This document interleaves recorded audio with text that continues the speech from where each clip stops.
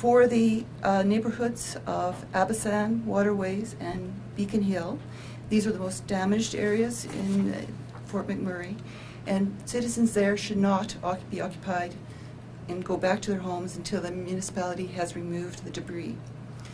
We recognize that there are approximately 567 homes in these neighborhoods that have not been damaged by fire and are structurally sound, and the owners in these homes were expecting to begin to return.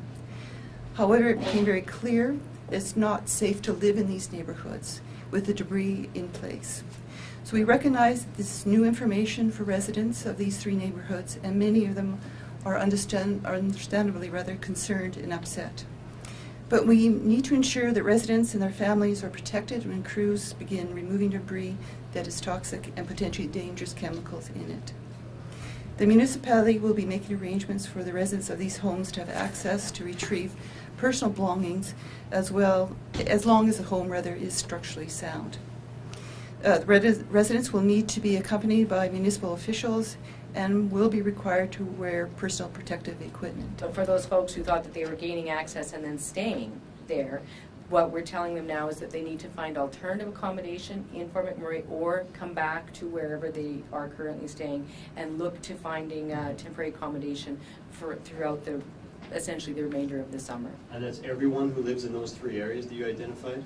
Indeed. You said the number of people that impacts is 2,000 only? It's a little, well, it's an estimate between 1,500 and 2,000, would you say? Yes, ma'am. Yes. 567 homes.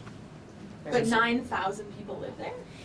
Right. So we already knew that about that roughly 7,500 to 8,000 people were not going to be able to return to their homes. We've already known that. We've already been working on the transitional accommodation plan. We've been looking both down here and in other receiving communities, as well as transitioning them back to accommodation in Fort McMurray while they work through the process of rebuilding. So we've always known there was that group.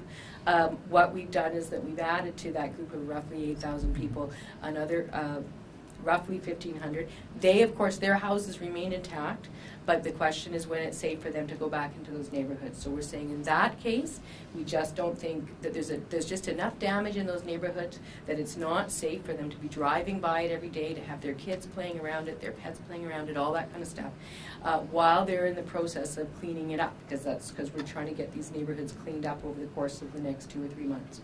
And so those people will have an extended period of time, and so they can get in touch. Of course, the regional municipality and at the welcome centers, there'll be more information about longer-term housing, and as well, we've already ourselves introduced an interim housing support program. So there's a number of resources that will be made available to them. So are you saying that